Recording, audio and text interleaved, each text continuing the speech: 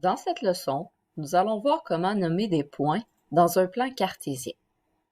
Voici un plan cartésien. Tout plan cartésien comporte des axes qui sont gradués. Dans notre exemple, nous utiliserons une graduation de 1 unité, ce qui veut dire que la distance qui sépare chaque ligne du point plan cartésien est de 1 unité. Chaque axe a un nom.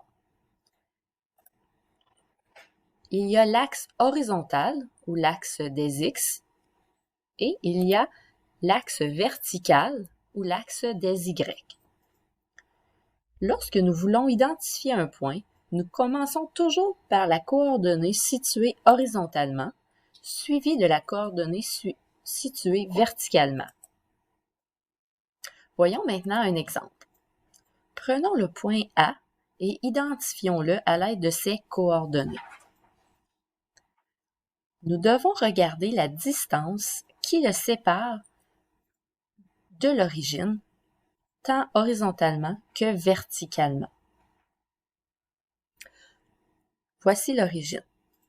Donc, si nous calculons 1, 2, 3, 4, 5, vous voyez que le point A est situé sur la 5e ligne, horizontalement. Donc, la première coordonnée sera 5.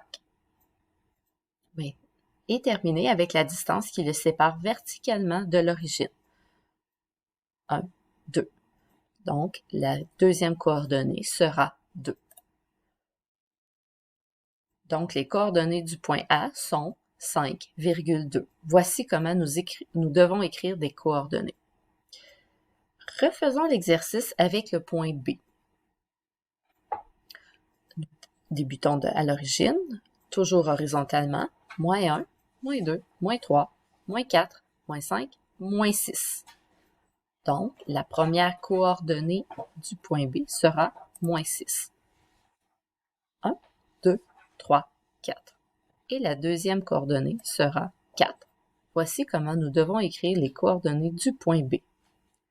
Voyons maintenant ce qui se passe lorsqu'un point se situe sur l'un des axes, comme dans le cas du point C.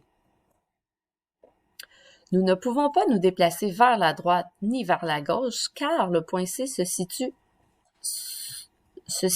à une distance nulle de l'origine. Donc, la première coordonnée du point C sera 0. Maintenant, nous devons descendre, donc moins 1, moins 2, moins 3, moins 4, moins 5. La deuxième coordonnée sera moins 5. Maintenant, vous savez comment identifier des points dans un plan cartésien.